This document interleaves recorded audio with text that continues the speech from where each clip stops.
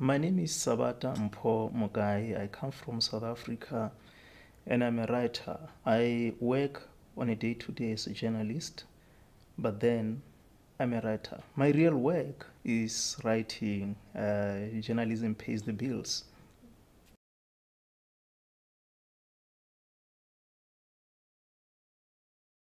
The best thing about being a writer in South Africa is the freedom of expression.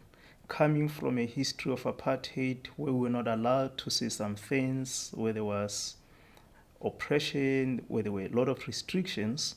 After 1994, when Nelson Mandela became the president, we we paid a lot of attention to these freedoms and rights. And one of those is the freedom of expression, which is quite important in my country. It's not only important to writers, it's important to cartoonists as well as even comedians. So the freedom of expression is the most loveliest thing about being a writer in South Africa at the moment. The worst thing is that in a country of 54 million, there are not so many avid readers. Uh, Books are not selling as much as they should sell in a country of 54 million. So a small number of readers in a country with such a population is, is, a, is a worst thing about my country. South Africa has a history of apartheid. The ability of South African people to move from apartheid to democracy without civil war is the best thing so far.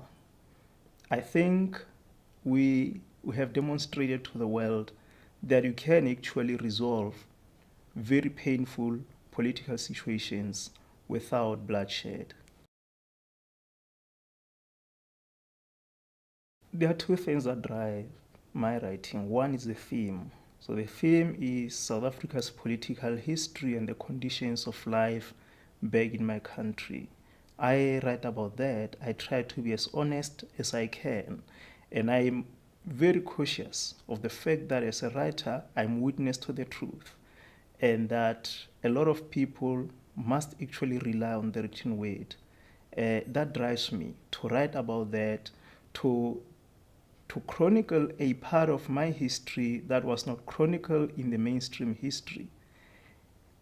And once I've done that, I feel that I've accomplished something. So every time when I finish writing a book, I feel like if I could die today, tomorrow morning, I'm not going to protest. I'll die with a broad smile because there is something that I've done. The good thing is, books outlive writers. So long after I've died, 1,000 years after I've died, my books will make sure that I exist in the memories of people.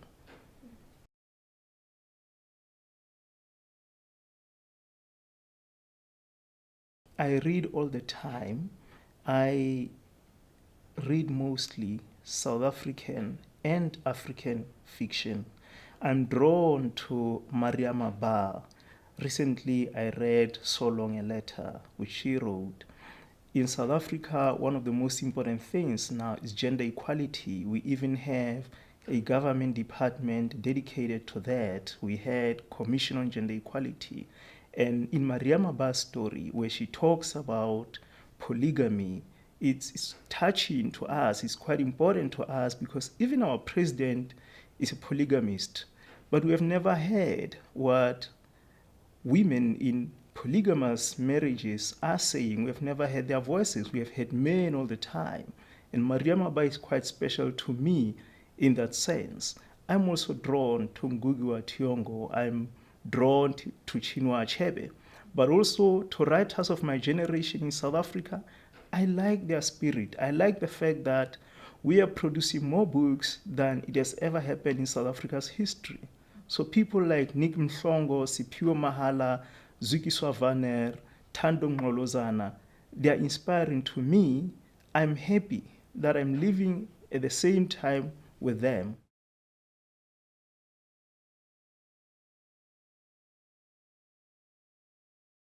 What people know about me back in South Africa is that it is an open secret that I am inspired by Sol Plaatje. Sol Plaatje wrote a first English novel to be written by a black South African.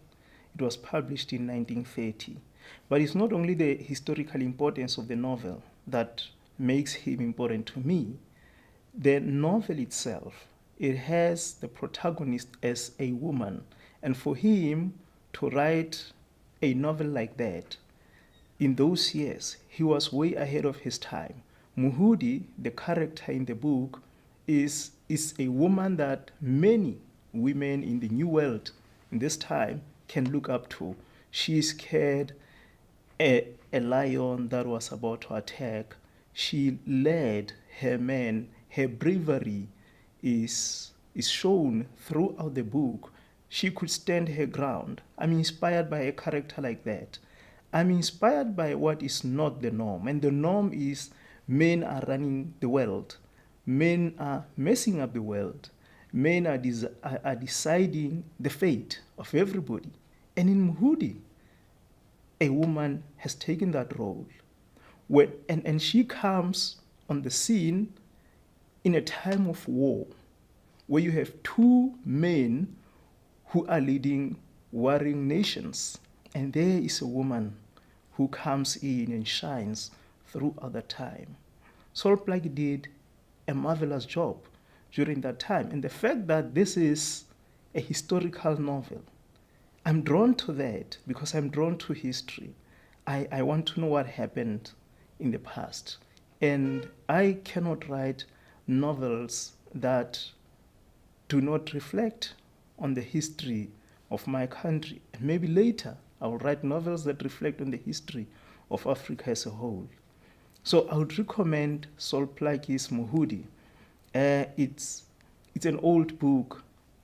People have read it, but I still feel that more and more people need to read this novel. It has been translated into several European languages, but sadly, it has not been translated into indigenous South African and African languages. I hope it gets translated into those.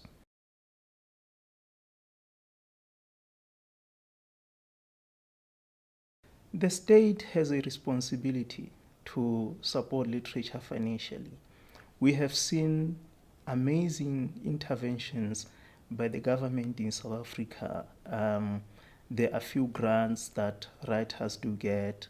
There are now, almost in every third city in South Africa, there is a literary festival, which is an amazing platform for writers. But I think that the state must make sure that writers are able to write peacefully, meaning that they support residency programs, which we need, which we lack back home. We don't really have residency programs in South Africa.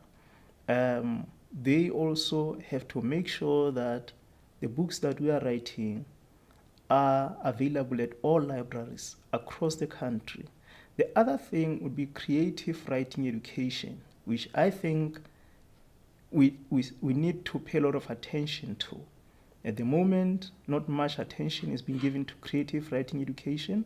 I think writers, especially writers in indigenous languages, must be exposed to creative writing education. So far, very few universities in South Africa are offering programs in creative writing, and all those programs are in English.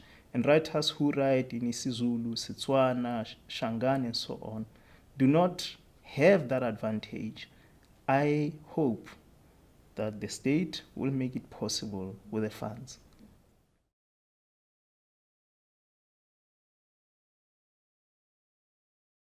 What surprised me about this city is the appreciation of literature and writers.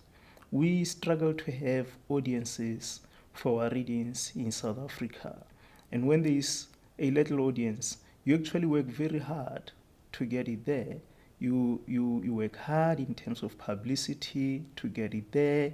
You get all your friends to invite everybody to get there.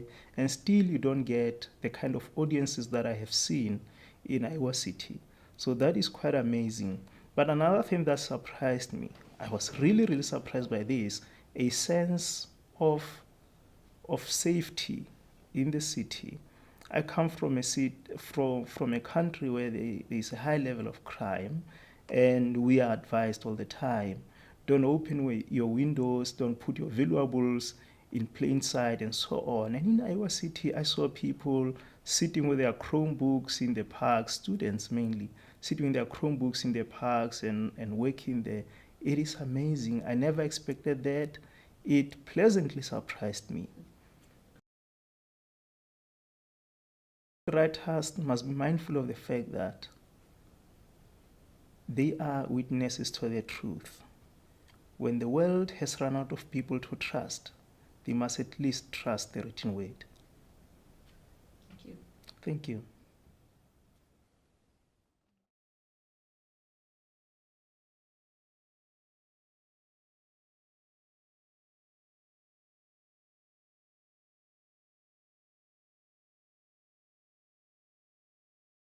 And one of those is the freedom of expression, which is quite important in my country. It's not only important to writers, it's important to cartoonists as well as even comedians. So the freedom of expression is the most loveliest thing about being a writer in South Africa at the moment. The worst thing is that in a country of 54 million, there are not so many avid readers. Books are not selling as much as they should sell in a country of 54 million. So a small number of readers in a country with such a population is a and I'm a writer. I work on a day-to-day as a journalist, but then I'm a writer. My real work is writing. Journalism pays the bills.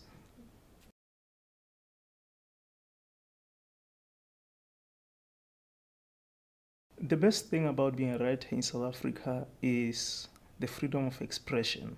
Coming from a history of apartheid where we were not allowed to say some things, where there was oppression, where there were a lot of restrictions, after 1994, when Nelson Mandela became the president, we, we paid a lot of attention to these freedoms and rights.